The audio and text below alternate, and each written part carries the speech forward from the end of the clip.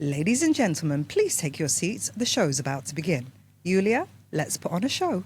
Let's do it.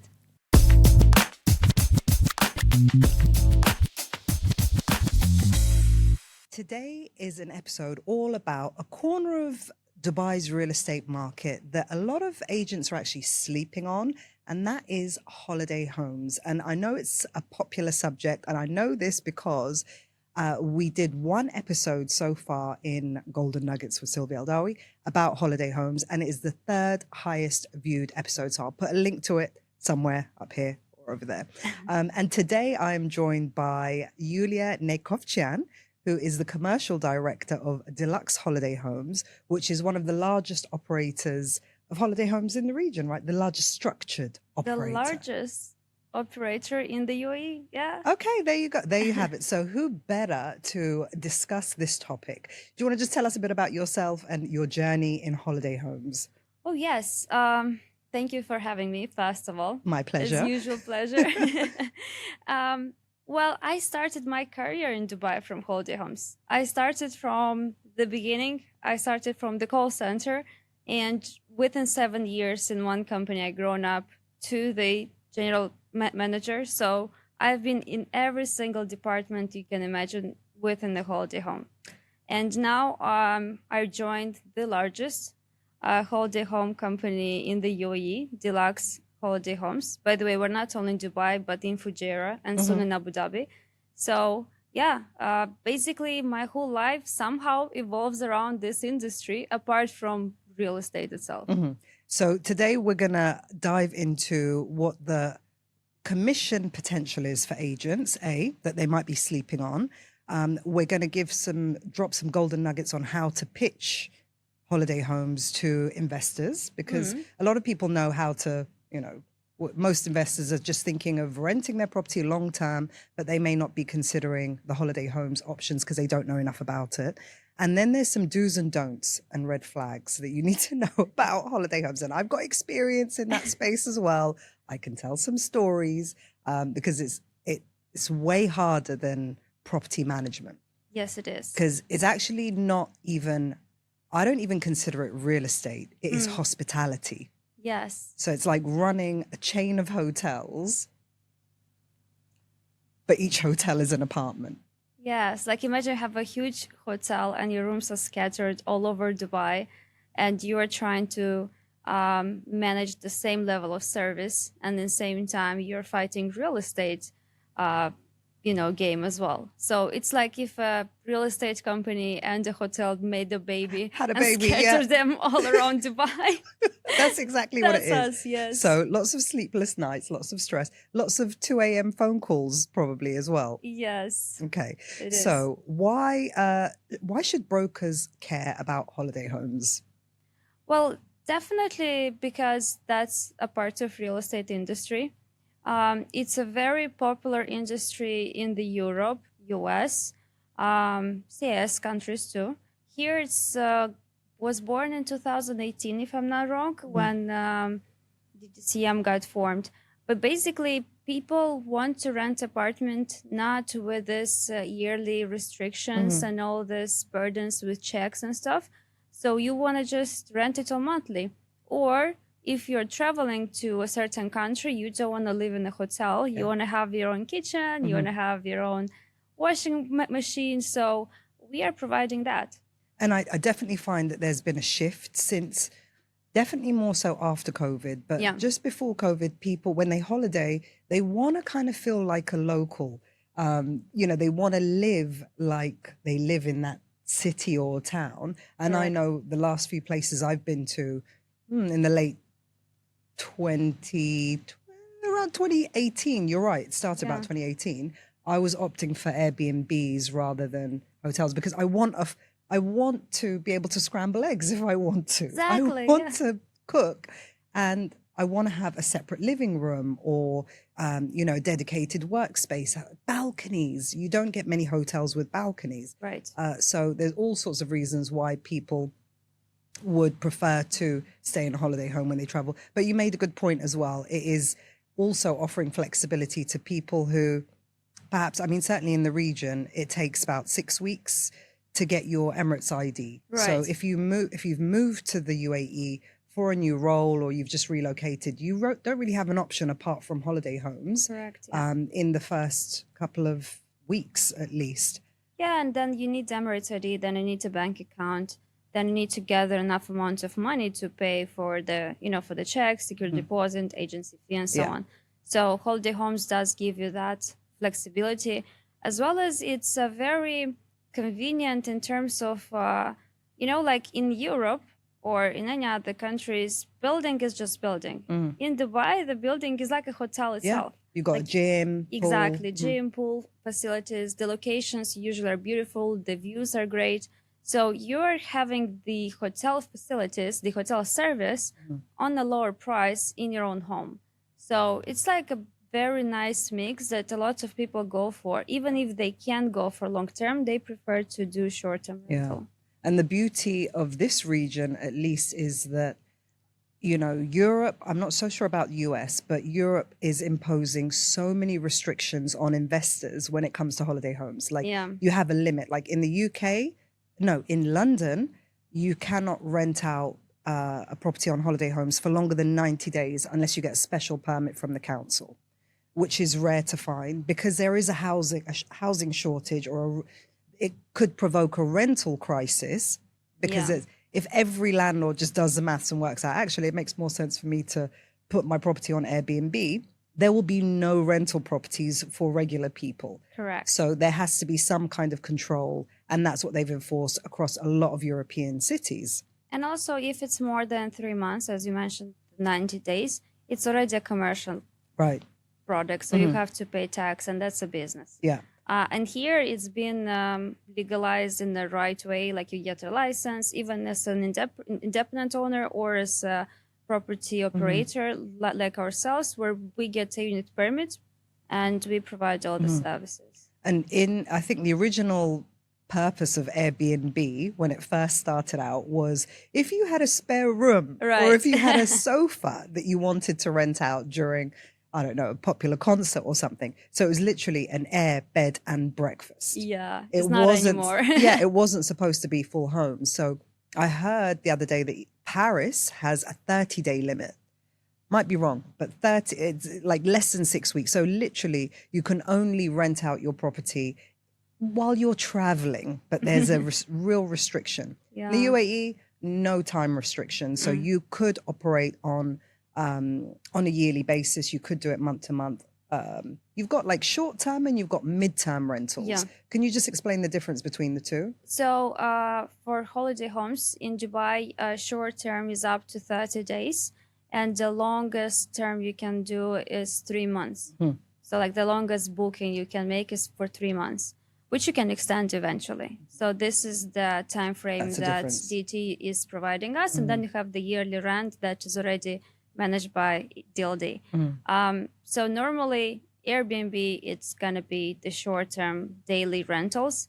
And usually the local portals, we have Property Finder. They're very famous in monthly rentals. Rentals, yes. Like we get a mixed occupancy. And then those are already monthly tenants that sometimes stay even on a yearly basis, but they pay every month. No commitment. It's a loose agreement. Yeah. And one thing that I noticed after COVID, or actually during COVID, was a lot of, everyone thought, oh my God, nobody can travel. The holiday homes market is going to collapse in Dubai. Oh, no.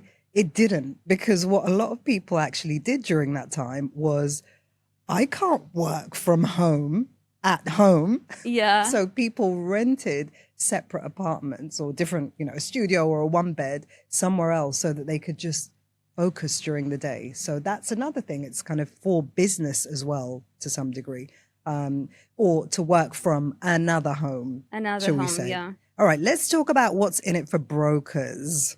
For brokers. How much extra income realistically can an agent make? It really depends on the amount of properties. Like I imagine, let's say I'm a broker and I have an inventory of different properties that are for lease or for sale. And there is one owner that has his apartment beautifully furnished. He loves it to death. And he thinks that his property is worth billions and billions of dollars, let's say that way, right? You know They what I'm all talking do. about. They all do. Yeah. And they are not going to drop the price down whatsoever, you know? So this kind of owners, they more likely gonna stay on the market for a long time. So that could be one of the options that we can say, let's rent it on holiday homes because the bookings are short term. You can do viewings in between. And while your apartment is vacant and generating income, you can sell your property.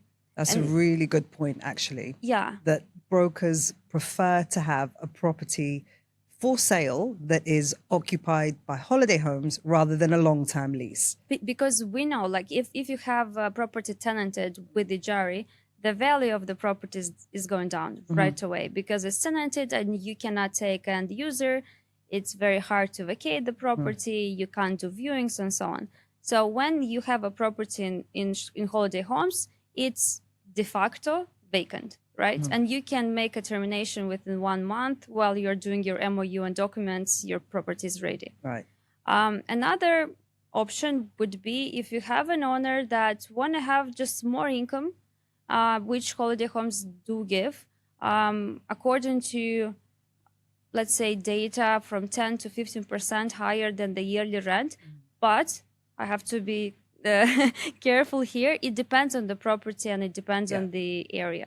Yeah, I can't say you're going to have a studio somewhere very far in the desert alone and that will generate you a lot.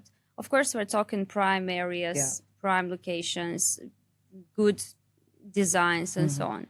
Well, while you can get a much higher income because the rates that you can expect probably 20% higher than long-term rent in some areas, 20 to 30% higher in some areas. The expenses are considerably higher too. So let's break down the expenses that an investor can expect to pay. Correct, yes. So usually the holiday homes operate on a commission base. There are some companies that do sublease, but that's a risky thing. But we'll talk about that afterwards, actually. Yeah, but most of the companies operate on a percentage base. So basically, us as an operator, we are entering into a partnership with the landlord, where we are covering our side and the landlord has his profit. So us as an operator, we are in charge of marketing the property, getting tenants in, like renting it through Airbnb, Booking.com, all sorts of portals, social media, and then making the check-in, arranging the property for the checkouts, cleaning, maintenance, any sort of emergencies and issues. We have 24 hours customer support. So this is what comes from our side as a company, if I didn't forget anything. And on the landlord, it's, as usual, just the service charge that he has to pay yearly. And sometimes, according to the contract, is the bills. Right. So, like, either we agree to pay the bills and then the split gonna be different. It all really depends on the agreement. And honestly, I think it depends on the property as well. Yeah. I've always found that your long-term rented tenant is, because they're paying the bills, they're going to be quite conscious of consumption. Yeah. So they're not going to leave the AC on all day. They're not going to leave the lights on all day and all night. Yeah. But a holiday home's guest, because they're not paying for the utilities, they tend to leave the AC on. To be honest, yes, it is true. But in the same time, the bills in UAE are not that expensive to be very concerned about it. Something that is very painful is the municipality fees that are added to your DIVO bill. But other than that, it's not such a big difference. It's manageable. Yes, it's pretty much manageable. And when we have monthly tenants, they're still awake, you know, and like they switch off the lights and so on. So when we are doing a forecast, because usually when we meet an owner, we are making an estimation how much the property is going to generate. For the whole year, Yes, so we consider that overspend of bills. Like we don't tell them like it's going to be just 100 dirhams. No, we give them a proper estimations how much tenants can spend.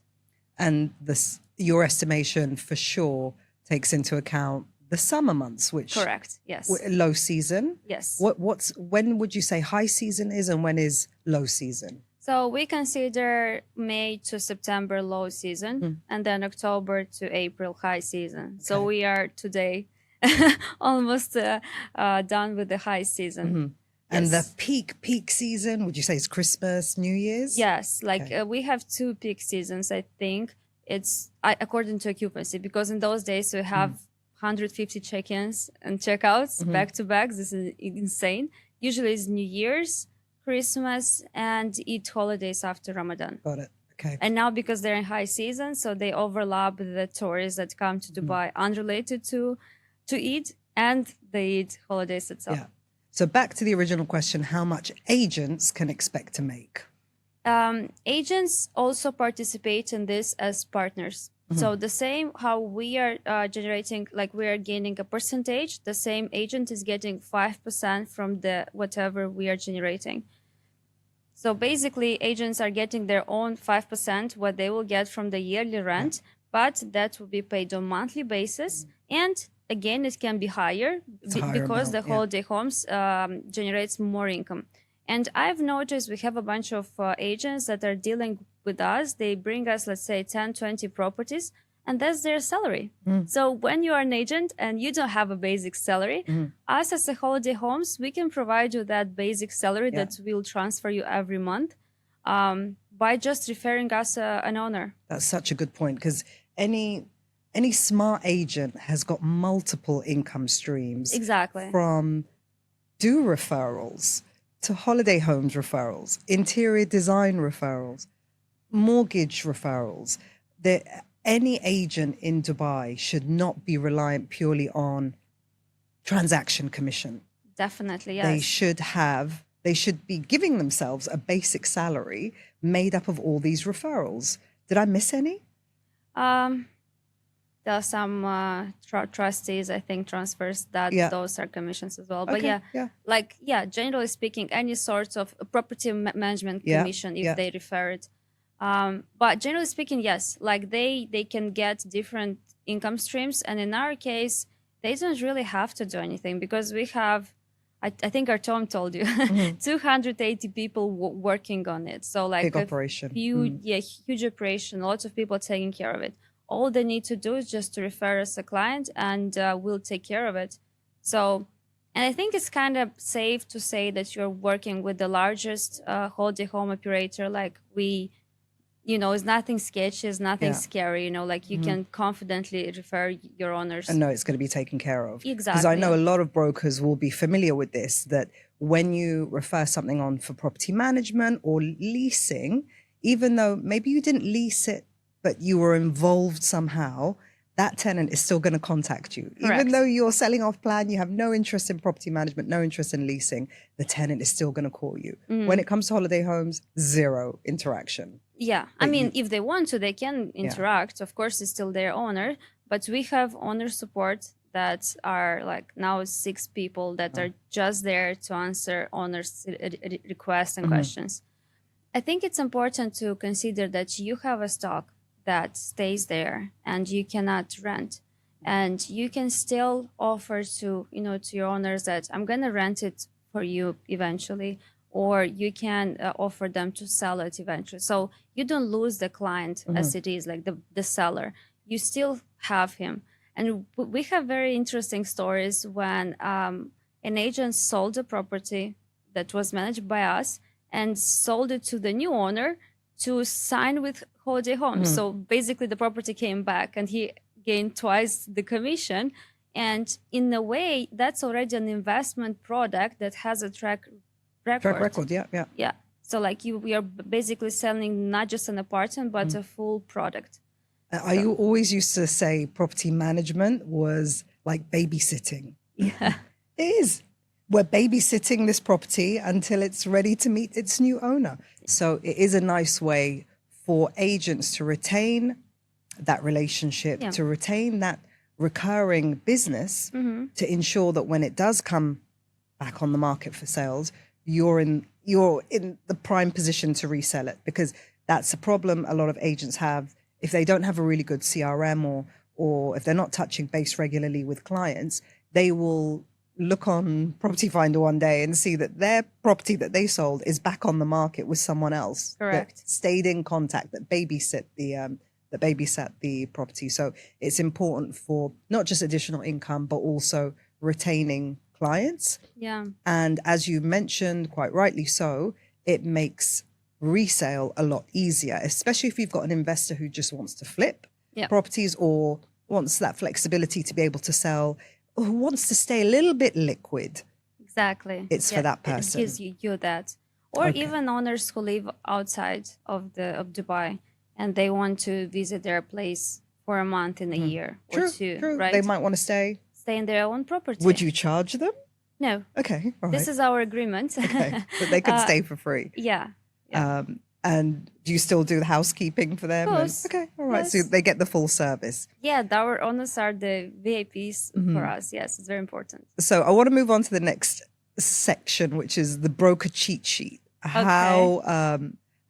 What agents need to know to succeed. And again, as you mentioned, not every property should be on holiday homes. How do you spot a property that would crush it as a holiday home? Let's go the simplest ones, are the top areas. So if the property is on the Palm, Blue Waters, JBR, Marina is the top generating area, I would say. Downtown, Creek now is walking good, City Walk, Business Bay. So these are the areas that you can just blindly go and give the property. Second is that if your property is renovated, now there is a new trend that haven't been here in Dubai for. Oh no, I hear it because every day in my building, I'm hearing new construction sounds. Everyone is renovating their apartment. Yeah, it's about time, you know, like they. Now, if your property is renovated, like you invested in new tiles, new kitchen, new bathroom, then it's good. Like we can easily not really guarantee, but we can be confident that that property is going to generate more income. And again, it depends on the furnishing and the way it looks. Deluxe has a design studio. We have a full designing team that is renovating properties. We recently finished the project with the whole floor in a lit residence, and it looks like a mini boutique hotel, you know, like we made it entire for holiday homes. So yes, the property, the area, how it looks, the size of the property is also important, because in this way you can think like if it's a studio on one bed, it can accommodate a single person, a couple, or a couple with a baby. Yeah. So like the range of clients are higher. 2-3 beds, again, it's either 2 couples or a family and so on. Which is probably quite rare, no? I would say 2 beds are still up there. Okay. Yeah. And then like 3-4 beds apartments, it's not so easy. But again, if it's luxurious, if it's beautiful, like we have a property in La Vie, you know, beautiful building, is a penthouse and is 4 beds, never empty, right? So it depends really on the property. And villas. Villas are very demanded. Yes, Palm Jumeirah, it's something that everybody wants to have. But not only Palm Jumeirah, Dubai Hills Estate. Let's say we have a bunch of villas in Emirates Hills. So like any sort of areas. We have villas in Fujairah. Do the villas more like weekend party bookings, or people stay for long times? People stay for a long time as well. Let's say somebody want to have a luxurious villa, signature villa on the Palm, but they don't want to buy it or rent it for a year, and they'll just come to Dubai for a couple of months and rent it. And that's actually another good point, is you could try before you buy. Like, let's say you've got a property on the market for sale and also on holiday homes. You can say to your prospective purchaser, rent it for a week, see how you feel living it before you commit to buying it. By the way, we had a couple of clients buying our properties. They were asking, and by chance the properties were on sale, and we arranged the transaction. So try before you buy. You know, another thing I like about holiday homes that you can get away with that leasing and property management can't is maids' rooms. Yeah. So you add, like, if it's a 2-bed with a maid's room, On rental, long-term rental, that's a not. 2-bed plus maids. Yeah. On holiday homes, it's a 3-bed.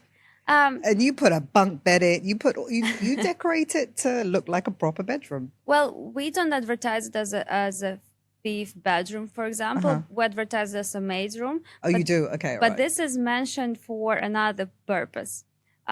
Some villas, they have restrictions for amount of guests. Like in the hill on the palm, you cannot have too many guests. Okay. So if you want to have guests over, we'd rather register that as a bedroom so we can have, extra people coming over. Got it.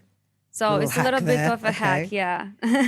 And furniture. Let's just dive into furniture. Okay. What are the no-nos? Of course, like don't just go to IKEA, put a bed, cheapest dining table and sofa. Leather, no. Why? It's getting used very easy. You can see, let's say if you have a material sofa, Fabric. It's a fabric, yeah. You can shampoo it, like you can deep clean it. With the leather, doesn't do, and it gets those scratches and it's like cracks actually. Yeah. And sometimes humidity as well. Makes it. Yeah. From a practical side, I would recommend to go with the furniture that operator is recommending you and not something you love, because you can invest some very expensive furniture and very expensive table made of some special oak, marble and oak, and then you get a scratch and that costs you a lot. Yeah. So you need to consider the fact that this is still a business and there's still strangers in the apartment. And you need to mitigate those risks in a way that something that looks good, but at the same time is replaceable and is not that, dear to your heart, I would say. Every time we tell the landlords, like, if you have something that is very important to you, just take it. Remove it. Yeah. Yes. And grey, is that the color of the season? Like Gray? Yeah. Grey sofas, grey tables, grey everything. In our apartments, it's beige more. Okay. Like our designers, they like beige, warm colors. We do have gray, we have blues. We're trying to go with the pastel tones because that's more calm and it gives you the cozy vibes. I've seen a bunch of properties on the market with like bright reds and purples. I'm like, pops of color. Yeah. Yeah, I'm like, yeah, but I don't know how long I can stay in the room. But that would make it stand out on an Airbnb listing or platform. But we don't know if in a good way or not. In a good, yeah. And in terms of reviews, that's really important. And that's why it's better to, that's why it's hospitality, it's not real estate. And that's why it's better to give it to a professional outfit, because a review can make or break that listing. Yes, I actually want to address the reviews thing. Let me ask you a question. If you go to a restaurant, let's say, what's your favorite restaurant in Dubai? Good question. Did you want to make advertising? I like Zuma. You Right. can't go wrong in Zuma. Have you ever leave a good review to Zuma? I have never left a review for Zuma. I just go, enjoy it, and leave. Yeah. That's what I'm talking about. So in any business, when you're happy, you don't go and leave a good review, unfortunately.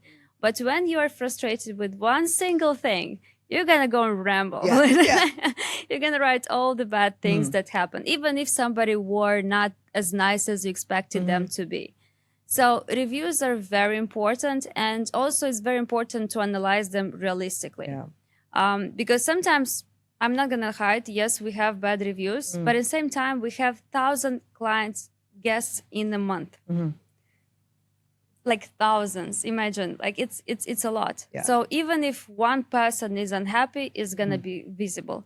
However, we have we developed a way to ask our guests to leave reviews and to genuinely express their opinion. But yes, if you're doing it all by yourself, you don't know what clients are expecting. You don't know what can frustrate them. And if you're a small operator and the amount of reviews is small, like a couple bad reviews can bring you down real bad. So, and you can't actually see their review until you leave them a review, right, on Airbnb. So it's kind of like, I want to know what they said about me. But if I write back, then it's going to be public. So that's okay. It's like a Tinder kind of thing, yeah? Yeah. Okay, red flags. When not to recommend short-term rental. Like, just forget about it if the property is... If the property is somewhere far from the tourist area. So like we don't operate from the trade center onwards. Yeah, old Dubai is not good for holiday homes. However, it's amazing for rentals. Yeah. So like I know that the rentals in Karam or Bur Dubai are great. And there's enough hotels there anyway. Right. Yeah. Yes. And they have hotel apartments with facilities as well. So yeah. Another no is if the landlord is not willing to invest in the property, because if it's not pretty, it's not going to sell. Easy as that. And if you are expecting something unrealistic, like if you see that the landlord is already, expecting like 50% above the market and something unrealistic, then better just Stick to long-term rental. long term. Okay. Yes.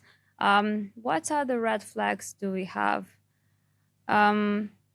Yes, I would mention the furniture again. Is like just to be careful what you have there, and what the risks are you willing to take. Because by the end of the day, the operator is responsible for the amount of security deposit he is charging, right? Yeah. So it should be realistic. And how do you train your partners, your agents, to pitch holiday homes to their clients?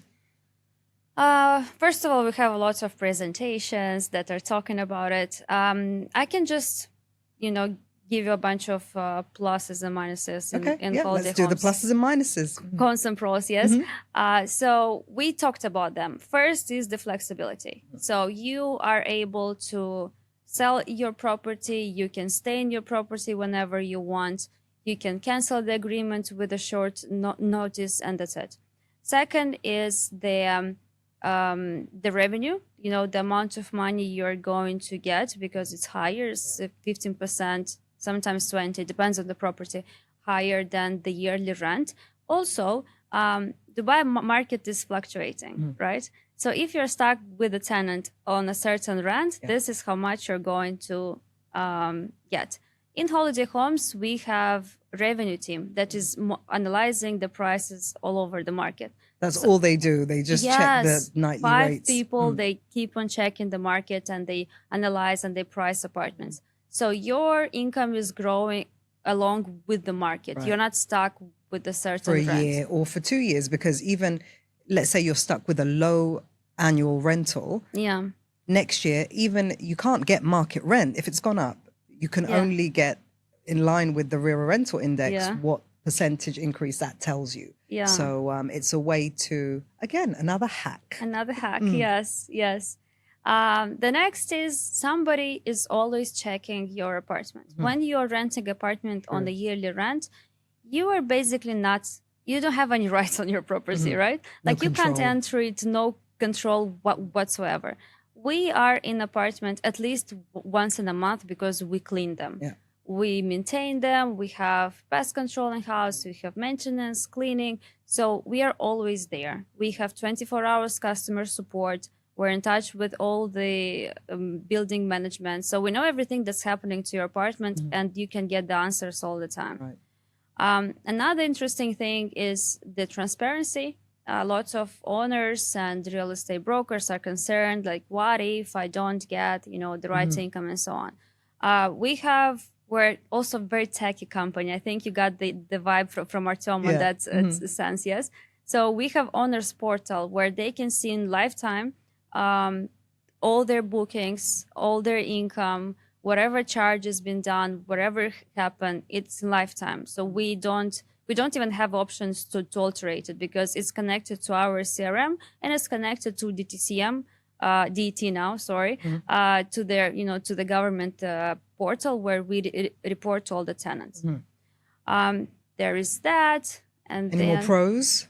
Any more pros? I'm thinking what else I can. Yeah, it's an investment product, which is very important. Like your value of your property is higher because it's vacant and because it's an investment with a track record. Yeah. This is what I like the most about it.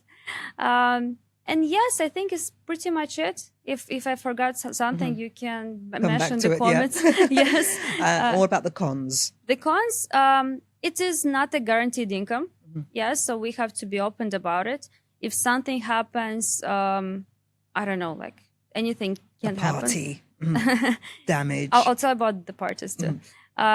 If something happens with the market and or like in low season, yes, the income is lower. So it takes lots of patience. You know, like in trading, when is a bull market, you want to do something. You know, it's the same in holiday homes. Like you have to be patient, wait until the long term. And I always used to say this: that they hate you during the summer, but they love you In during the high winter. season. Yeah. Yes. So now we're moving towards The hate period, the love hate, the hate part of the relationship. Yes. And another minus, what they are afraid of is what will happen to my apartments if I have parties. First of all, we don't allow parties, and buildings are very strict nowadays. Like in ANMR buildings, you cannot get without proper registration in the portal. In the Hill is the same. They have a limitation to amount of people.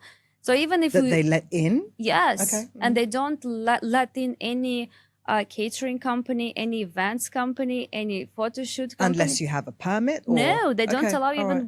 with the permit. So how are all these parties happening on the Palm? Not through the holiday homes. Okay. Yes, like we are being checked and scanned very, very much about it. I mean, they may throw it like in their truck of their, you know, SUV, some balloons and cakes, but normally with the proper event organization, you cannot do it. Okay. So, yeah, we even if we want to help them, we cannot. When it comes to apartments, we have a security deposit. We have a checklist where we mention, you know, everything that was an apartment, and after checkout, whatever, if it's something missing. And of course, we're charging a security deposit that is guaranteeing, you know, a safety for the landlord that we are going to fix it. But then you're in that battle again because you want to make sure you have a good review. The value of the positive review could be worth more than the damage that was done. It depends on the damage. Yeah. Yeah. Like what's the worst thing that you've seen? The worst thing, it was recent. We had a Palm Villa and it got a scratch on the marble. Okay. And it was, I think, around 70,000 dirhams. And how much was the deposit? No, it wasn't so much. So the company had to take it.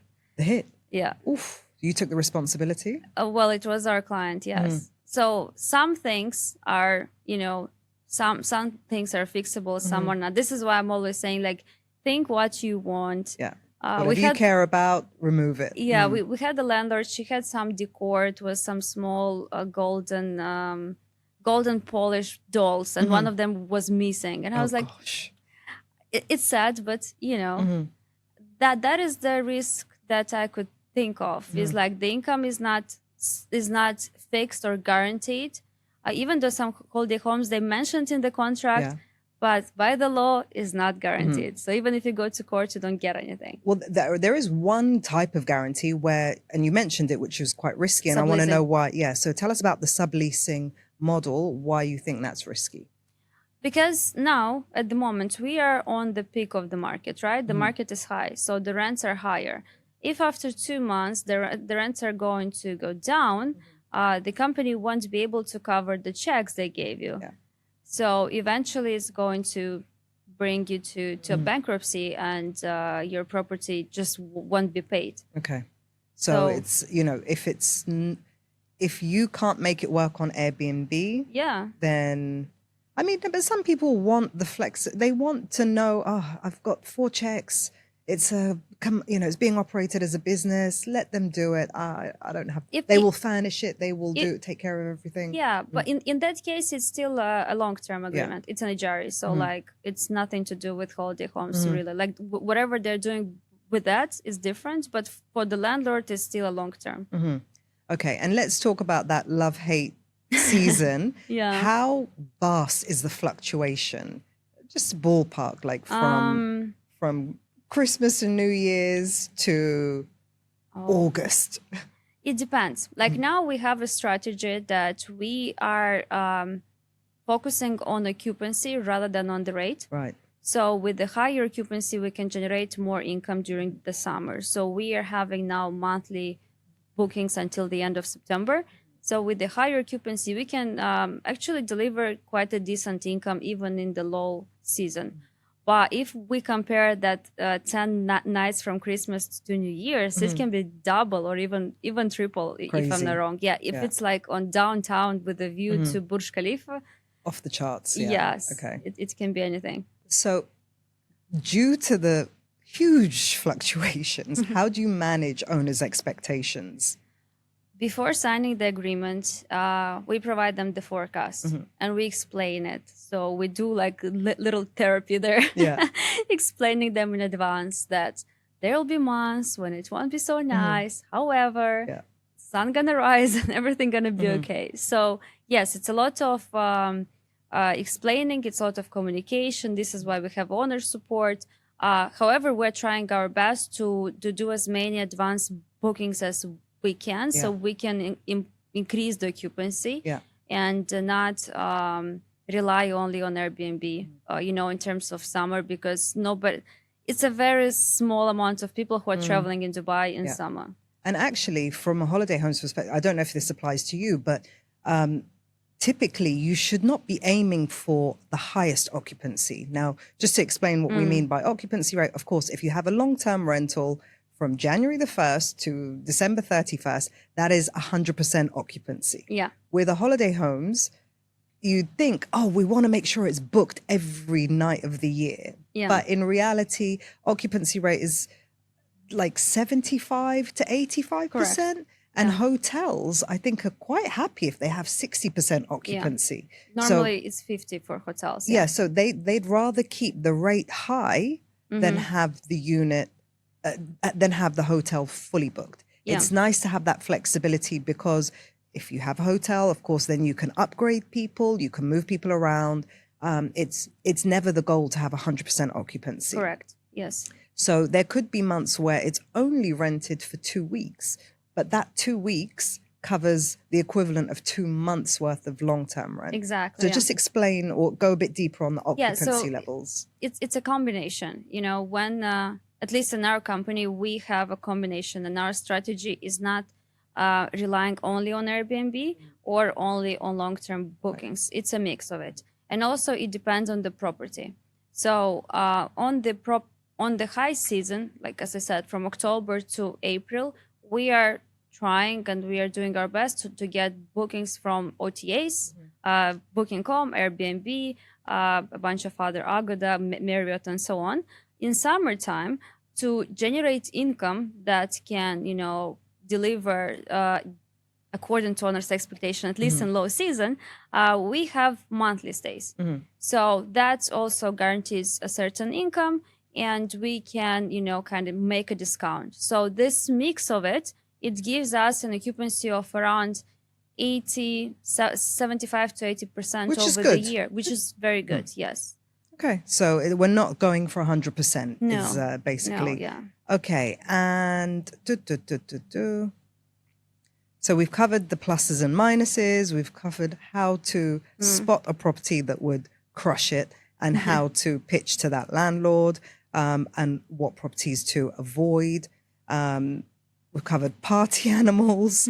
We've got a disaster story from yours. We've covered fluctuations. Let's talk about the future of holiday homes in Dubai. Are there any trends that you're witnessing? Trends in holiday homes. I've noticed now, actually it's a good point that you asked about. I've noticed now a lot of companies are opening like mushrooms in holiday homes. Right. And the same as real estate brokerages. Every 5 minutes there's a new holiday homes company. Yes, yes. Now I think it's more than 4,000, if I'm not wrong. And it is fun and nice to do it at the first, let's say, 100 apartments, because you're focused, like you still have some investments left and so on.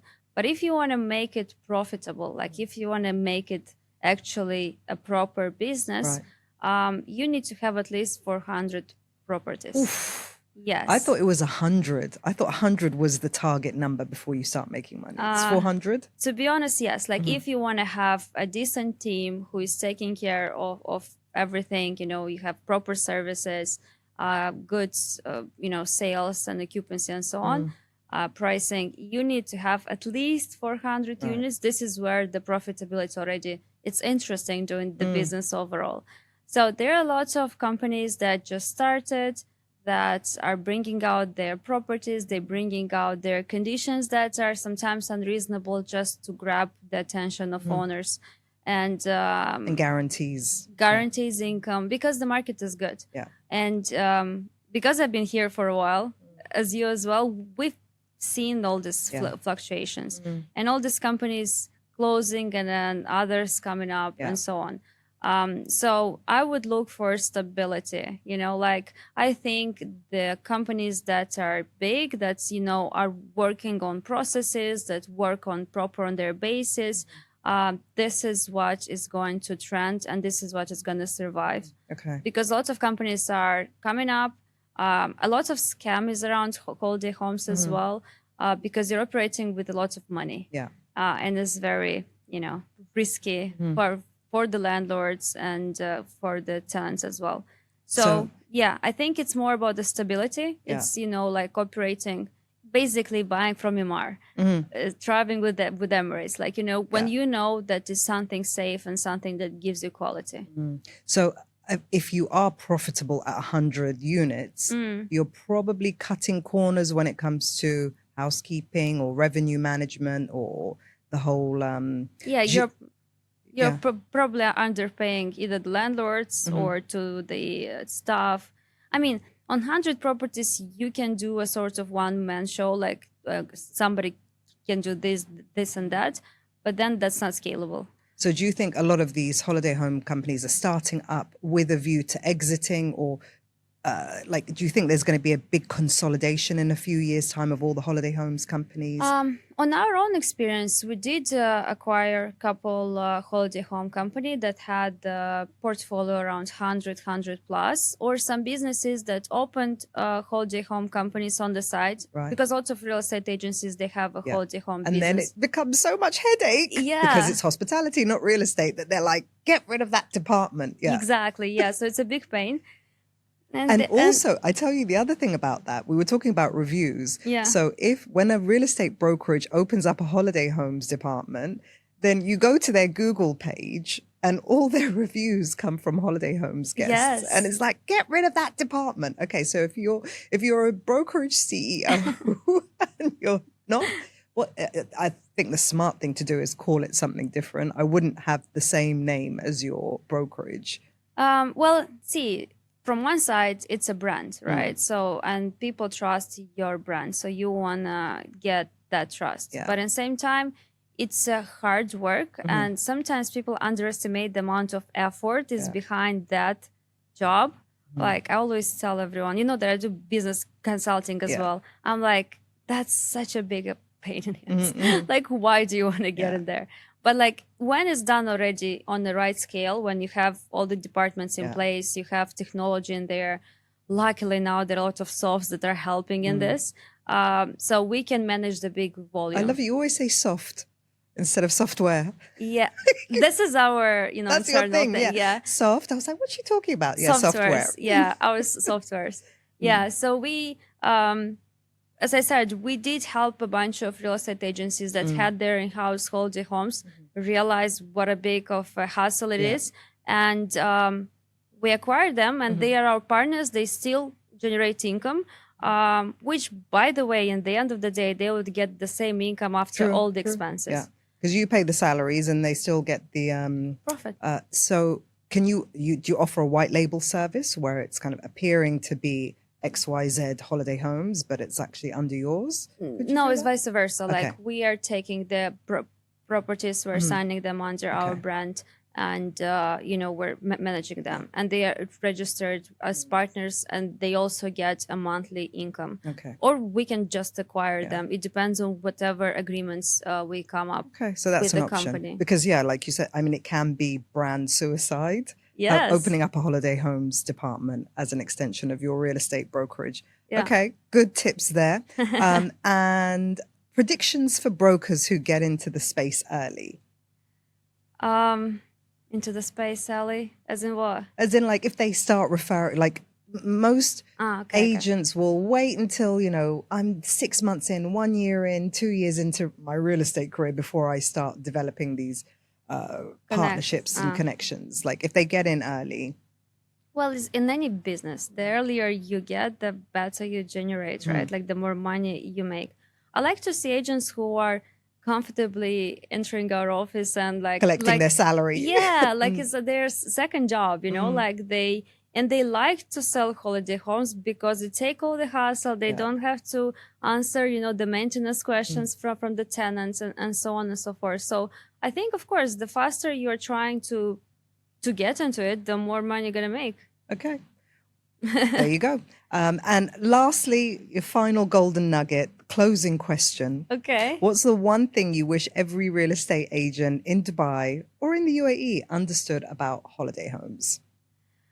I wish that every real estate broker in Dubai realized that holiday homes is a very important part of the real estate infrastructure and learn to capitalize on it rather than avoiding it like it's something scary and unknown. The better to understand, learn, and capitalize. As everything to us, like at some point it was crypto, I think, right? Yeah, we didn't know what is it, right? But then when we figured it out, there are lots of crypto millionaires Crypto out there. bros. Exactly, yeah. So I would suggest just understand it, get in touch with us.